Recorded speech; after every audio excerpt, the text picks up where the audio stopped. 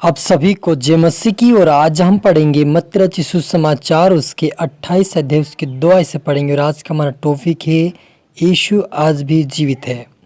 तो लिखा है, और देखो एक बड़ा भूकंप हुआ, क्योंकि प्रभु का एक स्वर्गदूत उतरा और पास आकर उसने पत्थर को लुढ़का दिया और उस पर बैठ गया। और उसका रूप बिजली का सा और उसका वस्त्र पाले के समान उज्ज्वल था।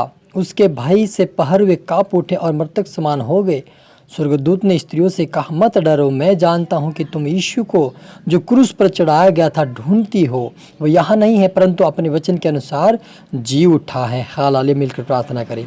धन्यवाद स्वर्गीय पिता परमेश्वर प्यार प्रभु जी, आज के वचन आज के कलाम से मेरे पिता भरी से बातें कर प्रभु। जितने आपके बेटे बेटे आज का वचन देखे सुने वो आशीष पाए, बरकत पाए, आपके पीछे चला, आपके नाम को जो उठाए मेरे पिता। जैसे प्रभु जी आप जीवित हुए मेरे पिता, वैसे आपके बेटा बेटी जो देखे सुने वो आत्मिकता में जिए, प्रार्थना वचन में बढ़े, आपके नाम की महिमा करे, आपकी प्रशंसा करो। इनके द्वारा इनके परिवार पर उद्धार और आशीष पाए, मदद सहायता कर। सबको तेरा आत्मा शब्द वे प्रार्थना दुआ यीशु के नाम से मांगते हैं, आमीन। तो मेरे जी जो हमने यहाँ पर पढ़ा मत्ती रचित सुसमाचार उसके 28 अध्याय उसके 2 आयत से पढ़ा कि और देखो एक बड़ा भूकंप हुआ, क्योंकि प्रभु का एक दूत स्वर्ग से उतरा और पास आकर उसने पत्थर को लुढ़का दिया और उस पर बैठ गया। उसका रूप बिजली का सा और उसका वस्त्र पाले के समान उज्ज्वल था। उसके भाई से पहरुए कांप उठे और मृतक समान हो गए। और स्वर्गदूत ने स्त्रियों से कहा, मत डरो, मैं जानता हूँ कि तुम यीशु को जो क्रूस पर चढ़ाया गया था ढूंढती हो। वह यहाँ नहीं है, परंतु अपने वचन के अनुसार जी उठा है। आओ यह स्थान देखो जहाँ प्रभु पड़ा था। हालेलुया। जैसे तो यहाँ पर हम देखते हैं कि मरियम मगदलिनी और बहुत सारी बहनें मिलकर यीशु मसीह को देखने के लिए गई, क्योंकि यीशु मसीह ने यही कहा था कि मैं इस मंदिर को ढा दो तो मैं तीसरे दिन इस मंदिर को खड़ा कर दूंगा। और अपने आप के बारे में बोल रहा था कि मैं तीसरे दिन जी उठूंगा।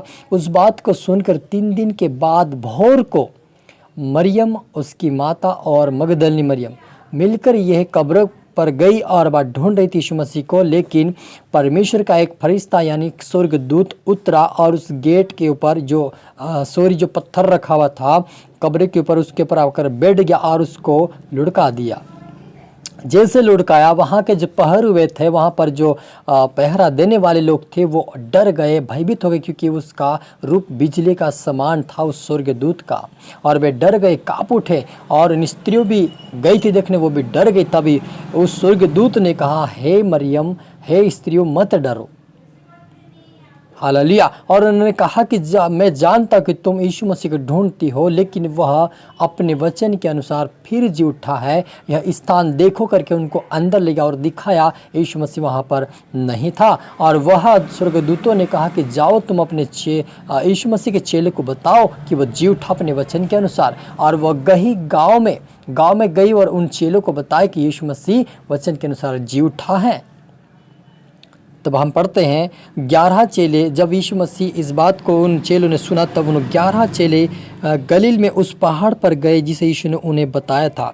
यीशु मसीह ने पहले ही कहा था कि मैं जब जी उठूंगा तब हम उस पहाड़ पर मिलेंगे। और उस पहाड़ पे वो गए और उन्होंने उससे दर्शन पाकर उसे प्रणाम किया। चेलों ने उसे प्रणाम किया। और किसी किसी को संदेह हुआ, किसी किसी को यह संदेह हुआ कि यीशु मसीह शायद ही जी उठा होगा, ये तो एक आत्मा है, ये भूत प्रेत की आत्मा, ये भूत प्रेत के समान ये आत्मा है। और वे डर गए, वो उसको देखकर डर रहे थे, पास नहीं जा रहे थे। तब यीशु ने उनसे पास आकर कहा, स्वर्ग और पृथ्वी का सारा अधिकार मुझे दिया गया है, इसलिए तुम जाओ, सब जातियों के लोगों को चेला बनाओ और उन्हें पिता और पुत्र और पवित्र आत्मा के नाम से बपतिस्मा दो। और उन्हें सब बातें जो मैंने तुम्हें आज्ञा दी है मानना सिखाओ। और देखो, मैं जगत के अंत तक सदा तुम्हारे संग हूँ।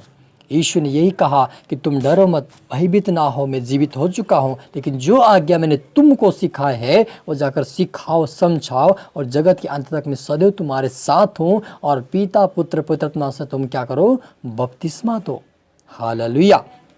और इसी वजह से जब हम पढ़ते हैं 2 कुरिन्थियों उसके 13 अध्याय उसके 4 आयत में पढ़ते, वहाँ पर लिखा कि वह निर्बलता के कारण क्रूस पर चढ़ाया तो गया, तो भी परमेश्वर की सामर्थ्य से जीवित है। हम भी उसमें निर्बल हैं, परंतु परमेश्वर की सामर्थ्य से जो तुम्हारे लिए है उसके साथ जिएंगे। हालेलुया मेरे अजीजों, यीशु मसीह शारीरिक रूप से वो एक निर्बल था और वह चढ़ाया गया, लेकिन वो सामर्थ्य और परमेश्वर की सामर्थ्य के द्वारा फिर से जी उठा है। वैसे आप और मैं भी उसके साथ जिएंगे। यानी कि जितने लोग प्रभु यीशु मसीह को उद्धारकर्ता मानेंगे, उसके ऊपर विश्वास करेंगे, वो आत्मिकता में जिएंगे। जैसे प्रभु यीशु मसीह तीसरे दिन जी उठा और स्वर्ग लोक में चला गया, वैसे आज भी वो अपने अनंत जीवन देने के लिए आया है। और जो भी उसके ऊपर विश्वास करेगा वो अनंत जीवन को पाएगा, वो आत्मिकता में जिएगा और परमेश्वर के राज्य के वारिस बनेगा।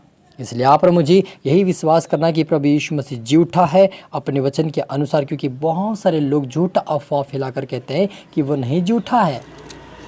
क्योंकि यहाँ पर कुछ बातें दी गई है यीशु मसीह के ना जी उठने के कारण। जो कुछ पहाड़वे लोग थे ना, उन्होंने जाकर उन याजकों और शास्त्रियों को कहा कि यीशु मसीह जी उठा है। तब उन्होंने एक योजना बनाई कि अगर हम इस बात का जो हमारे ऊपर जो बड़ा एक शास्त्रीय व्यक्ति है, बड़ा एक पद पे है, अगर वो हमसे पूछेगा तो हम उनको क्या जवाब देंगे। इसलिए तुम क्या करना कि हम ये कहना कि यीशु मसीह को किसी ने चुरा कर ले गया है।